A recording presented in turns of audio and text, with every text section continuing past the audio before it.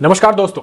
आखिरकार ईरान और अमेरिका के बीच जो बातचीत थी वो लगभग सकारात्मक निकल गई है। यानी जो एक तरीके से मिडिल ईस्ट में युद्ध का खतरा मंडरा रहा था वो लगभग अब टलता हुआ दिखाई दे रहा है। अमेरिका ने ईरान से बातचीत के बाद पूरी तरीके से संतुष्ट तो नहीं हुआ है, लेकिन फिलहाल ये भी कहा जा सकता है कि अब बातचीत और जारी रहेगी। यानी अमेरिका ने आगे की बातचीत के लिए और मीटिंग्स रखी हैं। इस बातचीत में उन्होंने पूरी तरीके से ओमान और ईरान को धन्यवाद दिया है। यानी एक तरीके से ईरान के सामने बातचीत लगभग ये सकारात्मक रही। खुद ट्रंप प्रशासन की तरफ से यह दावा किया गया है। ट्रंप प्रशासन ने ईरान से पहली चरण में वार्ता के बाद से परमाणु मुद्दे को लेकर के उन्होंने सकारात्मक रुख बताया है। ओमान के राजा का धन्यवाद दिया है।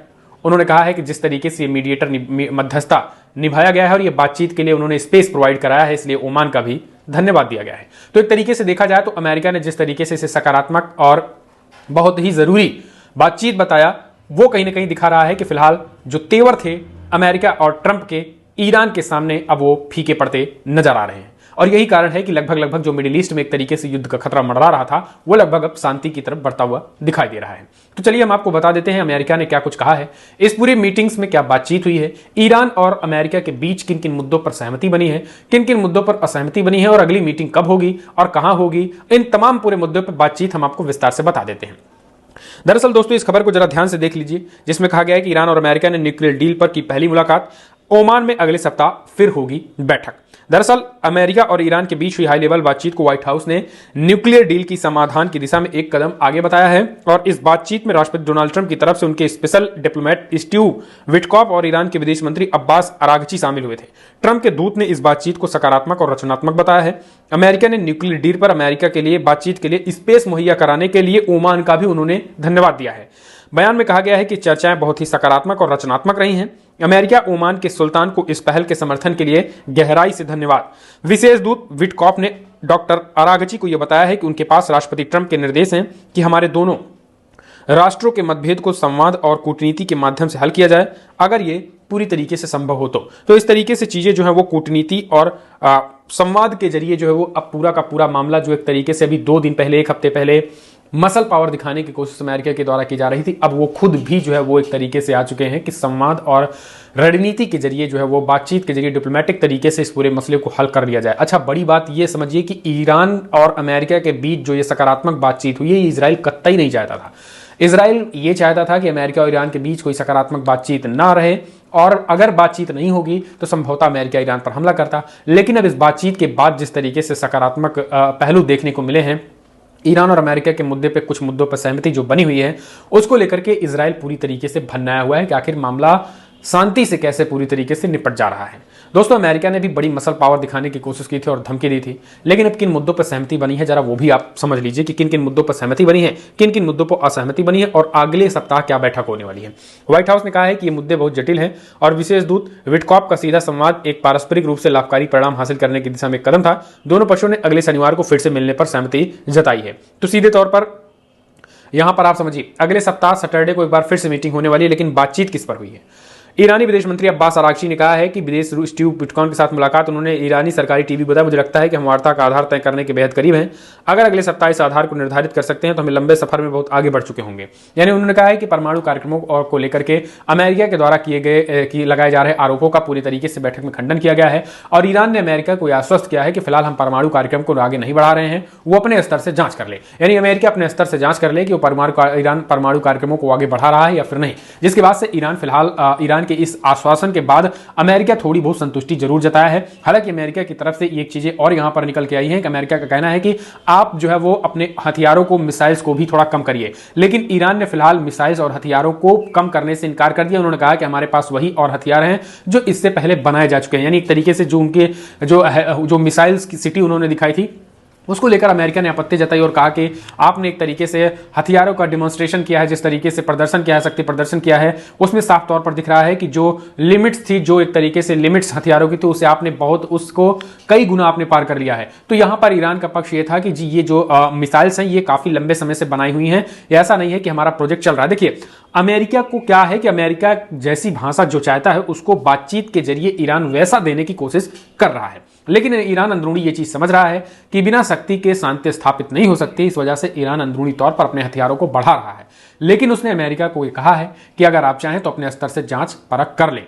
अब उन्होंने ये भी आश्वस्त दिया है ईरान ने कि हम आगे किसी तरीके से परमाणु कार्यक्रमों पर आगे नहीं बढ़ रहे हैं, ये आप जांच कर लीजिए। हालांकि इन सब मुद्दों के बाद अब आगे की बैठक अगले शनिवार को एक बार फिर से होने वाली है।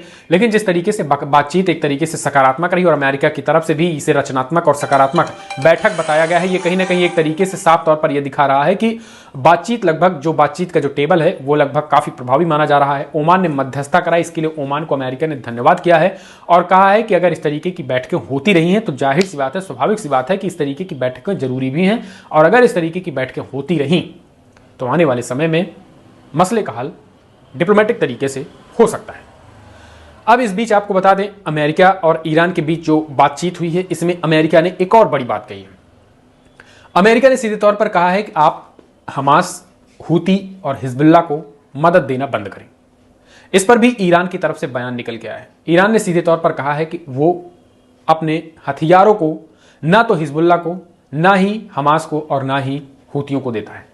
उन्होंने कहा है कि हाँ, हम कुछ हथियारों के एक तरीके से इक्विपमेंट जो है वो हूतियों को प्रोवाइड जरूर कराए थे, लेकिन सीधे तौर पर डायरेक्टली हम हथियार सप्लाई नहीं करते हैं।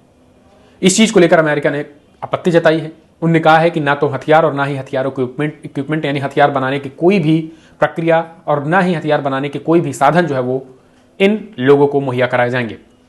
इसके जवाब में ईरान ने सीधे तौर पर इस मुद्दे पर अपने राष्ट्राध्यक्षों से चर्चा करने की बात की। उन्होंने कहा है कि संभवतः इस मुद्दे पर हम अपने राष्ट्राध्यक्षों से गहन चर्चा करेंगे और फिर आने वाले समय में इस पर बातचीत होगी। यानी एक तरीके से देखा जाए तो जो बातचीत अभी ओमान में हुई है अमेरिका और ईरान के बीच, उसमें दोनों तरफ से जो बातें, जो प्रस्ताव रखा गया है वो अब दोनों राष्ट्राध्यक्षों के बीच चर्चा होगा। चाहे वो अमेरिका के जो दूत आए थे वो ट्रंप से इस पूरे मुद्दे पर चर्चा करेंगे, गहनता से बातचीत करेंगे और फिर अगला कदम बढ़ाएंगे।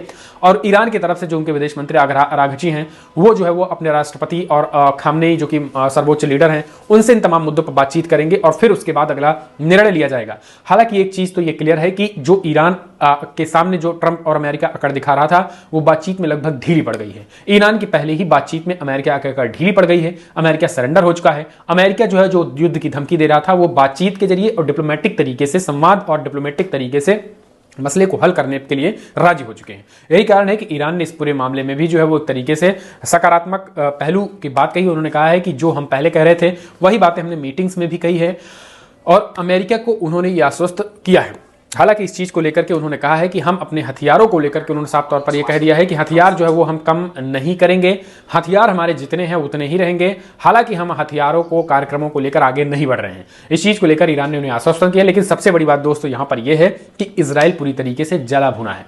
इजराइल जो है वो, उनकी हालत खराब है। इजराइल को लग रहा है कि अगर ये शांति समझौता हो जाता है तो ईरान तो अपने हथियारों में कमी करने वाला है नहीं, लेकिन ईरान पर जो हमले होने वाले थे वो एक तरीके से बच जाएगा। ईरान ने अपनी रणनीति के जरिए 3 हिजबुल्लाह, हूतियों और हमास को एक तरीके से इजराइल के खिलाफ युद्ध में झोंक भी दिया और इजराइल पूरी तरीके से आर्थिक रूप से उन्हें तबाह भी कर दिया है। और अब बातचीत अमेरिका से चल रही है। इजराइल पूरी तरीके से, जैसे एक तरीके से आपने देखा होगा दाल से या दूध से मक्खी गिर जाए उसे ऐसे निकाल दिया जाता है, उसी तरीके से अब ईरान ने इजराइल को किनारे लगा दिया है और अमेरिका से बातचीत कर रहा है। और ईरान अमेरिका को ये पूरी तरीके से अपने जिसे कहते हैं कॉन्फिडेंस में लेने की भरपूर कोशिश कर रहा है कि वो इस तरीके की चीज़ें नहीं कर रहा है। उन्होंने कहा कि अपने स्तर से जांच परख कर लीजिए। हालांकि ईरान तो आप जानते हैं जिस तरीके से उन्होंने मिसाइल सिटी को दिखाया है, उसके बाद से जाहिर सी बात है कि वो एक चीज़ क्लियर है कि अपने हथियारों को कम नहीं कर रहा बल्कि दिन दुगुना रात चौगुना अपने हथियारों को बढ़ा रहा है। और ये हथियार इसीलिए बढ़ाए जा रहे हैं ताकि मिडिल ईस्ट में शांति स्थापित हो सके।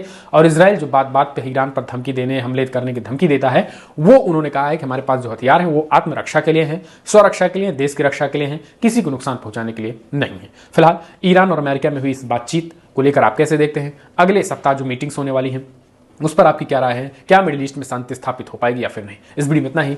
इस तरीके के चैनल को सब्सक्राइब करें, वीडियो लाइक करें। नमस्कार।